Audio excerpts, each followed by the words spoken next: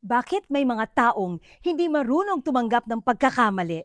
Napansin mo rin ba, pag nagkamali, syempre may paliwanag, may dahilan agad, at meron ding sisisihin. Pero hindi kaya yung simpleng, ay wait, mali ako. Tandaan mo, ang umaamin na nagkakamali siya, hindi yung nakakabawas ha. Actually, nakakadagdag ng respeto yon. Think about that. Bakit may mga taong hindi marunong tumanggap ng pagkakamali?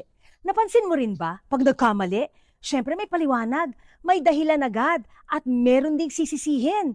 Pero hindi kaya yung simpleng, ay wait, mali ako.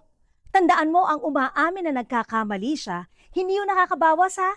Actually, nakakadagdag ng respeto yon. Think about that. Bakit may mga taong hindi marunong tumanggap ng pagkakamali? Napansin mo rin ba, pag nagkamali, syempre may paliwanag, may dahilan agad, at meron ding sisisihin.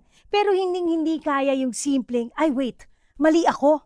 Tandaan mo, ang umaamin na nagkakamali siya, hindi yung nakakabawas ha. Actually, nakakadagdag ng respeto yon. Think about that.